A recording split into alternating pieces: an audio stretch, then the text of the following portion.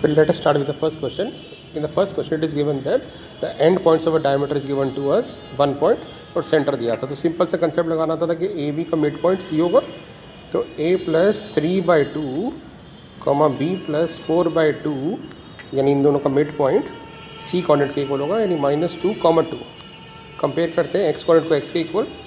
तो a plus 3 आ जाएगा -4, a आ जाएगा -7.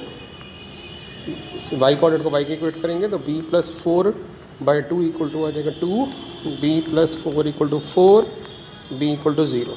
तो coordinate of a will be -7, 0. तो this is the other coordinate of diameter, right. Okay, second question में पूछा था find a rational number between √2 and √3. इसके बीच में कोई भी रेशनल नंबर बताना था. तो हमें पता है √2 इज अप्रॉक्सीमेटली 1.414 और √3 इज़ 1.732. तो इसके बीच में रेशनल नंबर बताना है हमें. तो हम कोई भी रेशनल नंबर जो टर्मिनेटिंग हो जिसका डेसिमल एक्सपेंशन बता सकते हैं कि 1.5 is the irrational number between √2 and √3, right. और कोई भी हम आंसर बता सकते हैं इसके बीच में.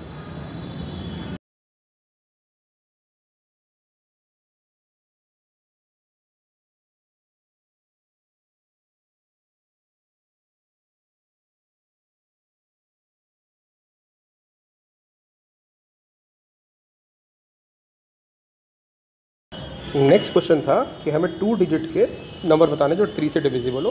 तो 2 डिजिट नंबर स्टार्ट होते हैं 10 से और 99 तक. तो इसके बीच में जो 3 से डिवाइड नंबर होते हैं वो होते हैं 12, 15, 18 and so on up to 99. तो हमें बताना था इस वाली AP सीरीज़ में, क्योंकि यहाँ डिफरेंस 3 आ रहा है, कितने नंबर आएंगे. तो we can use this formula कि जो 99 है वो nth टर्म है, यानी a प्लस n-1d. और हमें निकालना था A सीरीज़ की फर्स्ट टर्म है, यानी 12 और D कॉमन डिफरेंस 3. तो 99 में से 12 से माइनस करेंगे आएगा 87/3 कर देंगे तो n-1 आ जाएगा. ये आ जाएगा 29, तो n हो जाएगा 30. तो हम कह सकते हैं 3 से डिविजन होने वाले टोटल 30 नंबर्स होंगे, right.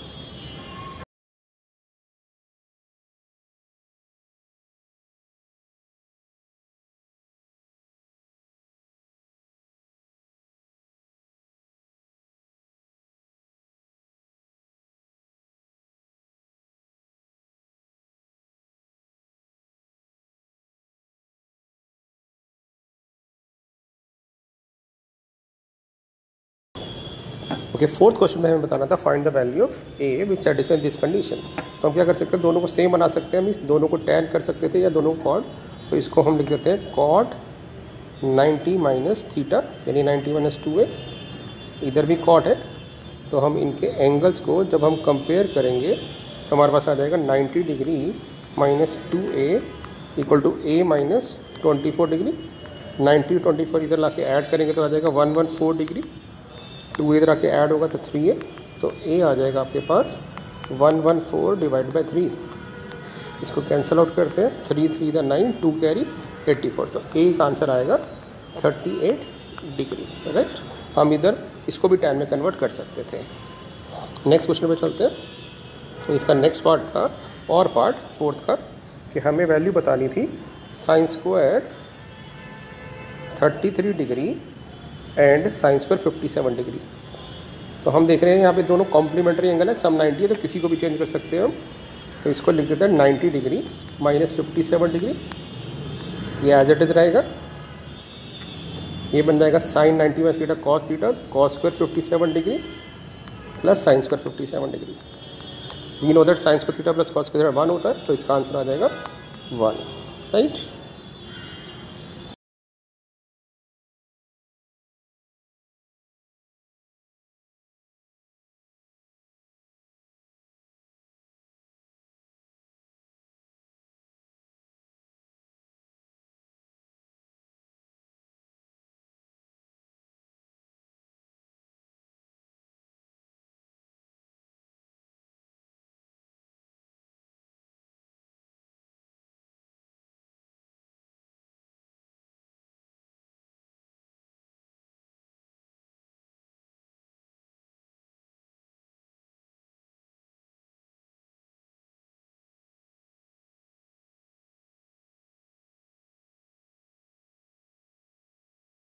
Okay, in this question, fifth question, we have to find the value of k for which the equation has real root, and we know that for real roots d should be greater than or equal to 0.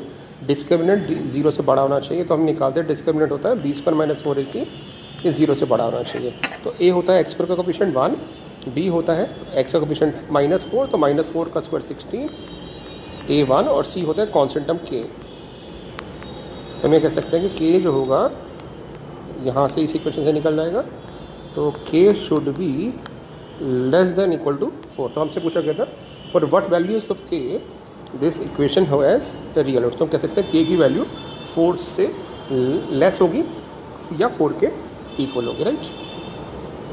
इसी का और part देखते हैं. और part था कि 3x² - 10x plus k equal to 0.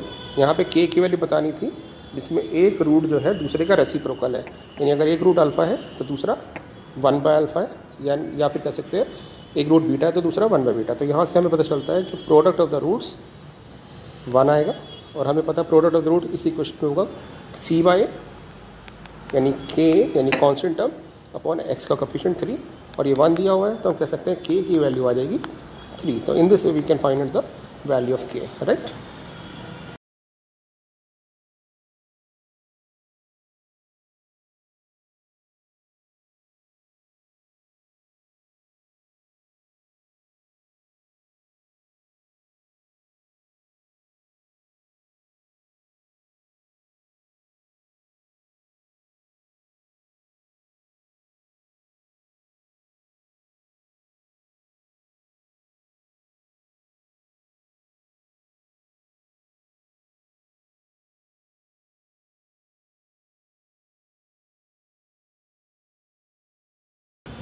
In this question it is given that D is parallel to BC. तो हम कह सकते हैं ये एंगल और ये एंगल इक्वल होगा XX, और ये एंगल और ये एंगल इक्वल होगा YY, क्योंकि ये आपके कॉरस्पॉन्डिंग एंगल्स है, और ये कॉमन एंगल है. तो हम कह सकते हैं triangle ADE is similar to triangle ABC, right.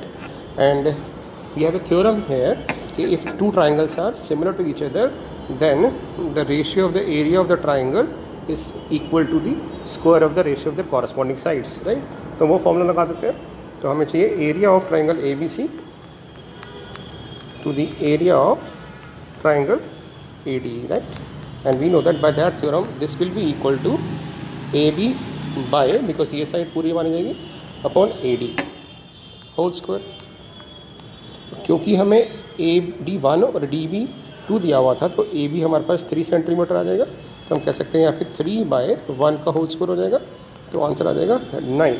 तो हमसे पूछा था what is the ratio of the area of triangle ABC to the area of triangle ADE. तो हम कह सकते हैं रेशियो आएगा 9:1.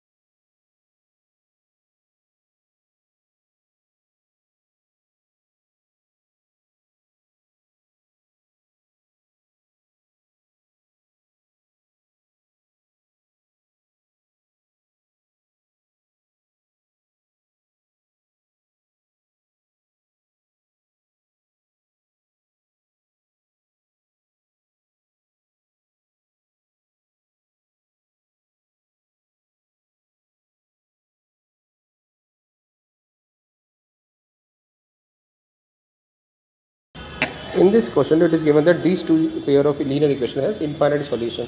तो हमें पता है इनफाइनाइट मैनी सॉल्यूशन के लिए कंडीशन होती है A1/A2 यानी 2/k + 1 should be equal to B1/B2 यानी 3/2k - 1, and this should be equal to 7/4k + 1. तो इनको सॉल्व करते हैं. यहाँ से सॉल्व करेंगे तो आपका आ जाएगा 4k - 2 = 3k + 3, तो के आ जाएगा आपके पास यहाँ से 5। अब हमें देखना है कि कॉरस्पॉन्डिंग कंडीशन सेम आ रही कि नहीं आ रही, तो इन दोनों को एक बार रखते हैं। तो ये आ जाएगा आपके पास 12k plus 3 is equal to 14k minus 7। तो यहाँ से मिल जाएगा 2k इक्वल टू 10, k 5 आ रहा है, तो यानी हमारी आंसर सही आ रहा है।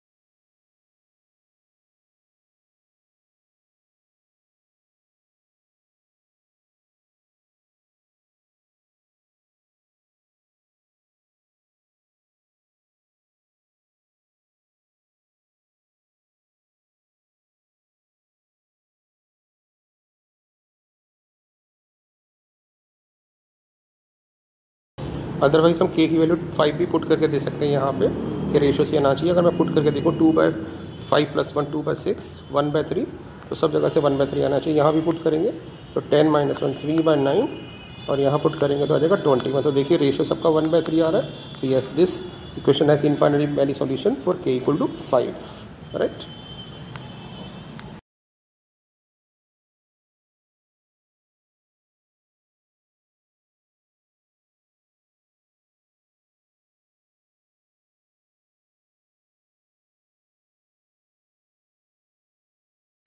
नेक्स्ट क्वेश्चन में बोला गया था डाई इज थ्रोन वंस। तो ये यानी हमारे पास सैम्पल स्पेस जो बनेंगे यानी पॉसिबल आउटकम्स वो बनेंगे 1 2 3 4 5 6, राइट। और हमसे फर्स्ट केस में पूछा गया था what is the probability of getting a prime number. तो प्राइम नंबर हमें पता है कौन से होते हैं, 2 3 और 5। ये 3 प्राइम नंबर होते हैं out of the 6।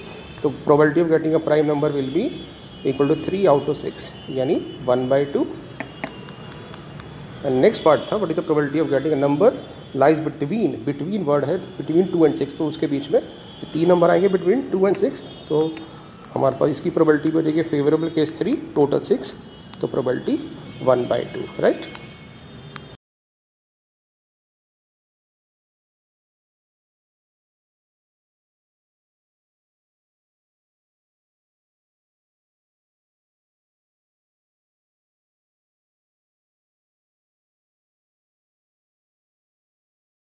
Okay, next question में पूछा गया था एक लाइन सेगमेंट है उस has coordinate 1, -3 and 4, 5।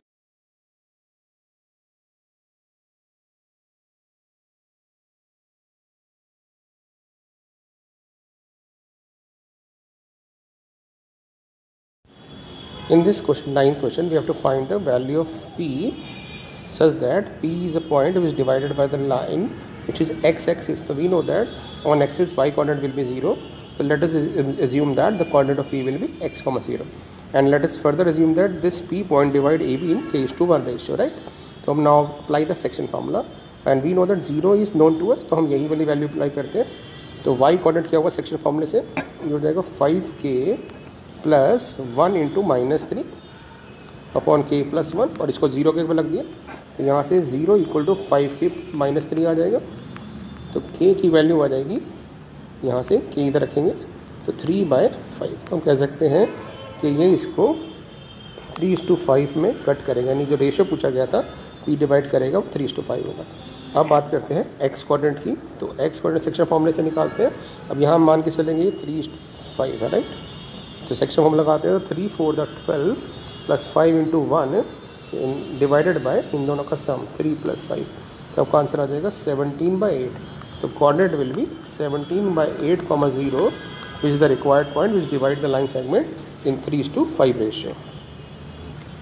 Okay, in 10th question it is given that we toss a coin 3 times. तो 3 times means 2⁻³ टोटल 8 आउटकम बनेंगे। तो मैं आपको 8 आउटकम्स बना के दिखाता हूँ हम कैसे बनाएंगे। पहले 8 टाइम्स हेड, 8 टाइम्स टेल लिख देते हैं। 8 में से हाफ 4 4, फिर 2 बार। उसमें वैसे ओरली भी था, डायरेक्ट भी कर सकते थे, बट क्लियर करने के लिए मैं सैम्पल साइज बना के दिखा रहा हूँ। ये हमारे पास 8 आउटकम्स बनेंगे। अब क्वेश्चन था कि what is the probability that we are losing the game, और गेम क्या है कि हमें सक्सेस मिलनी चाहिए, और सक्सेस क्या है getting the same number on all the tosses, means success कब मिलेगी जब तीनों पे सेम हेड आएगा या तीनों पे टेल आएगा, तो हम कह सकते हैं सक्सेस की प्रोबेबिलिटी हो जाएगी आपके पास 2 फेवरेबल केस आउट ऑफ 8 यानी 1/4। बट हमसे पूछेगी थी लूज की गेम बता, प्रोबेबिलिटी बता लूजिंग की, तो 1 माइनस सक्सेस की प्रोबेबिलिटी यानी 3/4, तो हम कह सकते हैं कि probability of losing the game will be 3/4।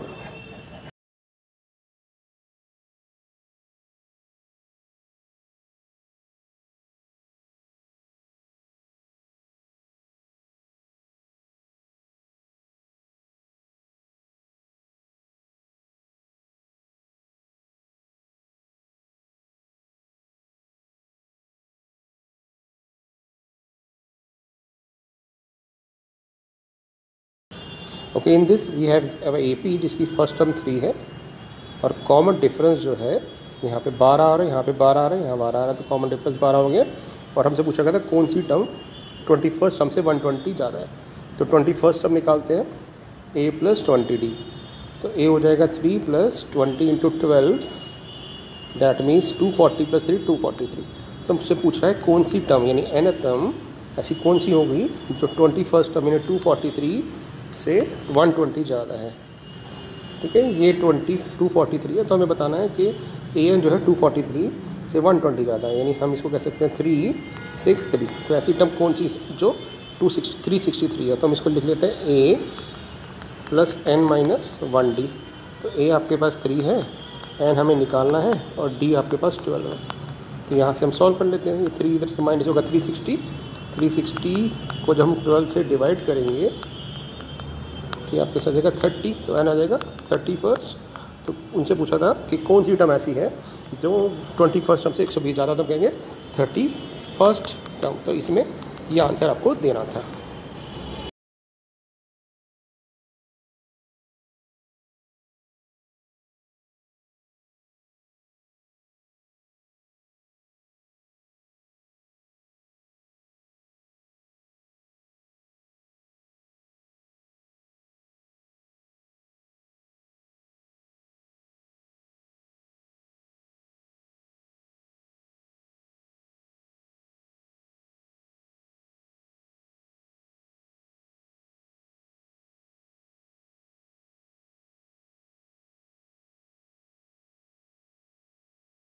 In the next question it is given that sum of n terms is given to us and we have to find the nth term। तो हम nth term का एक simple सा concept लगा सकते हैं कि nth term जो होती है वो होती है Sn - Sn - 1। आप n की वैल्यू पुट करके a और d निकाल के भी कर सकते हैं, but I am doing in this approach. तो Sn दिया हुआ है 3n² - 4n, और Sn - 1 हो जाएगा 3 × n - 1 का स्क्वायर - 4 × n - 1। तो इसको जब ओपन करेंगे तो आ जाएगा 3n² - 4n माइनस 3n² + 1 × 3 3, यहाँ से -2n आएगा तो -6 है, -4n + 4। जब ब्रैकेट ओपन करेंगे तो n टर्म आ जाएगी 3n² - 4n - 3n² -3 + 6n + 4n and then -4। तो ये टर्म तो दोनों कट जाएंगी, तो आपको n टर्म आ जाएगी फाइनली 6n - 7।